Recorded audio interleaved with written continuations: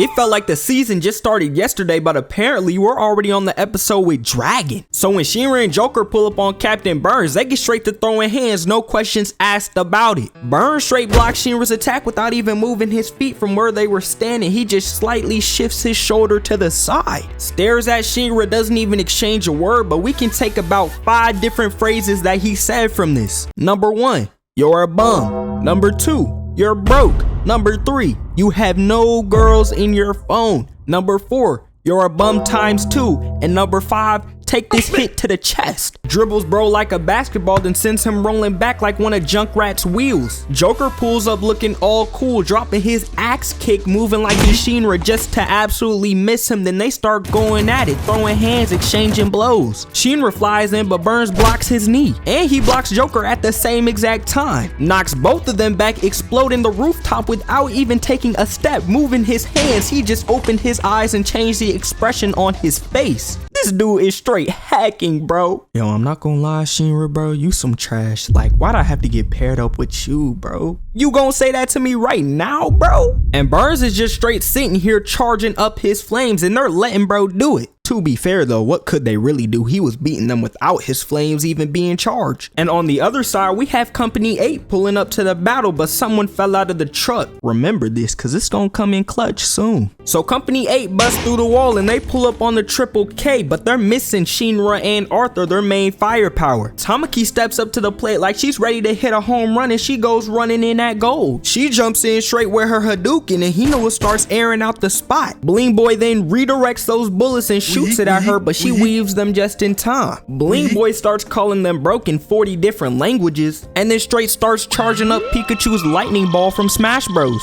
So for 15 whole minutes, Gold is just straight putting belt to Company 8's behind. And I'm not gonna lie to y'all, I low-key wasn't too hyped watching this fight. It wasn't a crazy fight. I'm more hyped for the fights that are to come, if you know what I mean. And Tamaki was doing so good this fight. I'm like, yo, she's about to walk out of this fight as the MVP, no fan service involved. And that's until Tamaki starts getting controlled by her belt buckle, so Hinoa tells everybody to drop their pants, and Victor tells Vulcan to run up to her and tell her to turn her booty flames into a pot so they can cook up the iron and disrupt Gold's signal. I'm not gonna lie, there just had to be another way. They could have gone about this, bro. Hey, Gigi's bling girl, wait. Hinoa doesn't even blink to her saying wait. He just pops her right in her forehead. She drops her coins like she was Sonic and she just ran into some spikes. Then after Gold gets knocked out the ring, we got Tamari if she was a male and decided to join the clan. And then he starts disrespecting Company 8. They could barely hold Gold alone, and out of that fight, they have no prep time jumping into something else. Gold was the gorilla versus the 100 men, and this man upgraded from a gorilla to a hippo. But then he decides it was a good day to speed blitz Hinoa, and he catches him off guard. That is until, you know, like the best Fire Force character pulls up, swings his sword through the smoke and knocks him back. And this dude Arthur is just slow walking. I'm talking about, if you know in Fortnite when you would hit the emote and you wanted to go backwards, how you had to slowly drag your joystick. That's what Arthur is doing walking up to him. He has no need to be doing all this. That's elite ball knowledge, by the way. If you play Fortnite, you would only know. Oh, a new contender. What set do you rep, Bloodington? I'm Sir Arthur Boyle III, you scum. And this gonna be the last name you hear. Oh, is that for real, original gangster? Stay high to Gold in the afterlife for me, as her death was so Kevin. Man, shut your... Arthur straight walks through, bro, absolutely speed blitzes him. But then we cut back to Captain Burns, Shinra, and Joker, and Captain Burns is saying, yo, go ahead and put that bug in, bro. I don't even want to see him no more. And the White Clad member puts the bug in, bro, and we see him just straight tweaking out. And then through the smoke, we see someone chilling. We see someone pulling up, and that person is the one and the only. That's the man himself, Dragon. And I don't mean to kill the vibe, but before Dragon actually pulls up, we cut back to Captain Obi in the next episode, and he's being turned into an infernal. And can we just like clap it up for the GOAT himself, Arthur? I mean, he cut through the building from this distance just so they could have a full watch party, Company 8 watch party of their captain being turned into an infernal, and do absolutely nothing about it. But but he's still a goat for cutting through that building. Shinra then flies towards the captain trying to save him, but Captain Burns hits him with a mean gut check. I'm talking one that expands his back, the Benny Maru classic, and he drops on his knees. Sit there like a good boy, gang. We then have this man, Captain Obi, flex like he's Mark Henry, flex like he's Brian Shaw. Give me one of him against 100 gorillas, and I think he's taking home the crown. He busts up out of his clothes from flexing. The Human Torch cockroach can't pierce through his skin because he has Greed's ultimate armor. He then breaks through the chains by flexing alone, and they just glazing OB up, saying dude got the nicest abs on planet Earth. They saying that gluteus maximus is looking extra round today. They telling him his pecs are amazing. Tamaki straight up calls this dude the Oil King, and this man beats a white clad member with flexing alone. It seems Excalibur's finna devour you as well, gangy. I'm too scared, I'm not fighting you, buddy. And they hear someone talking from the roof. They turn around, look, we see this bald-headed big freak standing on top of the building. This dude got the spiritual pressure of Aizen himself, because he's making the whole room shake, and even Company 8 is saying, yo, this dude is nothing like the people we fought before, we gotta go. He jumps down, falling with his arms crossed, moving like he's Killua jumping off that mountain, and he hits the ground and leaves a crater. White clad member sneaks off the screen because he know he would have got cooked if Dragon didn't pull up, and he's moving all scared. Now we pull up back to the smoke, and now Dragon sees, hey buddy, you in the wrong time frame, my brother. You fighting a dragon right now. You say dragon? So this where you been at?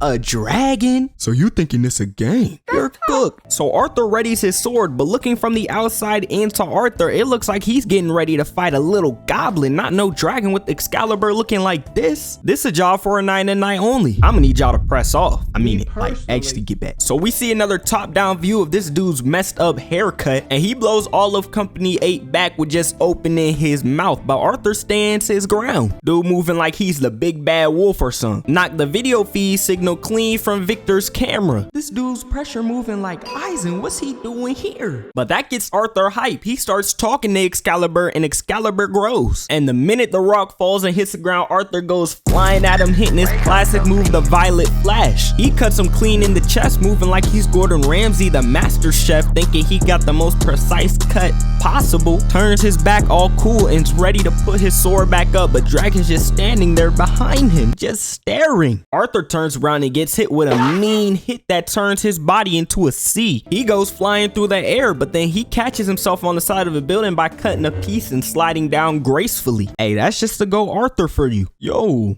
that was low-key clean. I can't even hate. They've been fighting so long that the sun is starting to go down. I can't even hate. You low-key nice with it for a human. Human? I'm delusional and I still know you a human, bro. What are you talking about? Bro, I told you I'm a dragon. My mom only lets me do this on Sundays. Can we just hurry up? I then. I have you know I'm a knight, bro. No, bro. I'm not scared, bro. You know, I'm excited. I'm excited to fight a dragon, bro. Arthur looks down, sees his arm is made out of armor, and then he gets into his stance. And Arthur pulls up, poking at bro like they're fencing, and Arthur's going crazy right now, slashing, dodging, and Dragon's low-key not even moving, but he's still going dummy. Dragon punches at him and he weaves, but from the movement alone, it causes Arthur's nose to bleed. Dragon slams down at the ground, Arthur weaves, goes for a slash, and then jumps back. Arthur dodges straight in again, and he starts cutting him left and right, and Dragon's just sitting there giving dude a whole college class lecture while he's cutting him up. I'm not gonna lie, your skills are good for your age, but I'm a dragon, brother. Arthur hears Dragon and his Excalibur turns into a whole new sword. Arthur goes back in for more slashes, and Dragon is just standing there not even moving, changing his facial expression. He's just disrespecting Arthur here, I'm not gonna lie. And Company 8 is just sitting watching, saying, yo, that old guy is in trouble. Yeah, they're delusional. Asking Hinowa why he didn't fire any shots. Well, why didn't you use your Urky, Inky, Magnetic Flame, whatever it's called, Lisa? You bum. But Hinowa shot multiple shots at Dragon, and Dragon didn't even look at Hinowa or the gun. He just continued staring down Arthur, standing still. Arthur's still going in for attacks, and Dragon still isn't moving, but yet Arthur is receiving damage. Either this dude is the Flash in disguise and he's moving at light speed, or this man is full countering him like he's Meliodas. They get back to playing Dungeons and Dragons instead of fighting each other, just role playing, talking about, oh, you're a dragon, well, I'm a knight and I'ma slay you. Arthur goes in for 2 more cuts, but Dragon releases some scales from him and cuts Arthur. And Arthur's talking about these dragon scales like he's heard about them before, saying he's never encountered them in person. Dragon then transforms his arm, says, yeah, Arthur, I'm not gonna lie, we done here. grabs him, dribbles him like a basketball, sends him sliding back, and he hits the wall. But Dragon's like, oh, your imagination, that's cool, that's a good ability to have, but since you don't have a Dola and you can't use both sides to battle, you're never finna beat me, bro. And Victor finds out that he can change his body into an infernal at will. And then we get this cold shot of Dragon. We then cut to Frozone and the other dude that I low-key forgot his name. I don't even know if he's fought yet, so I don't know his ability. And they're talking about doppelgangers. We go to Hibana and she's talking about, yo, are doppelgangers trying to kill their original people and then take over as them and blah, blah, blah. Doppelgangers will be important soon, but they're not important right now, so we moving on. So Arthur gets back up and he's planning to end this. Dragon got Company 8 asking if he's really a human, but they're hyping Arthur up saying that's the dragon you've been looking for, go and get bro gone. Arthur's talking about this dude's finally using his extreme dragonic pressure. I've never seen this before, I've only heard about it. This dude must have had plenty experience being a dragon. Dragon shoots his Boro breath at Arthur, but Arthur throws a plasma cape over himself and he eats that junk. We see Arthur absolutely unscathed from the attack and he pulls out his dragon slaying holy sword and he's about to get busy. And we got Company 8 hyping him up, calling him the Night King, when in previous episodes they call this dude delusional. See how quick people switch up when things are going in your favor, bro? You can apply that to real world lessons. And Arthur charges up his whole move looking like it's a finishing attack and he goes in, but we see him get a little scared and then Dragon absolutely tears through Excalibur, destroying it all, destroys part of Arthur's arm. Arthur flops. Arthur is now on the ground. He's cooked. But we cut back to Shinra and them before the episode ends, and I just know the budget went crazy on this episode. Of course, we still have Obi flexing because he gotta show off that muscle. But Shinra goes in spending half of the season's budget with that dash alone, and Joker pulls out 4 cards saying, Captain Burns, you not finna escape these. Burns low-key just tanked them. I mean, we gotta respect bro for that. But they still did succeed in knocking him back. Shinra comes in with an atomic bomb connected to his foot, smiling, looking down at Burns, and drops that axe kick on him, but succeeds unlike Joker did in a previous fight, and takes dude through floor after floor after floor. Captain Burns flexes his stage 3 voltage Nova looking like the cat from Black Clover, and low-key, what's her name? Maria Leona? Yeah, the bad one. The baddie. But yeah, then the episode ends. And next episode, bro, I mean, this episode was packed, but we can finally see where the budget is pulling up, because in the first fight, you know, between Joker and Shinra, I was kind of looking at it like, and in that gold fight, I'm not saying they're bad fights, I'm just saying, but these fights definitely lived up to the season 3, the 4+ year experience, wait, whatever you want to call it, that I've been waiting for. We finally getting it, and we eat it soon. Like, subscribe. Let me know if you hyped for that dragon fight. I know I am. I'm hyped for Shinra and Burns 2 happening next week. I know it's probably going to be over a span of 2 episodes, but I'm hoping we eat good with the episode next week. I don't want to see no filler. I want to see hands. I want to see talking. I want to see backstories. Maybe not backstories, but I want to see some action. Y'all have a great night.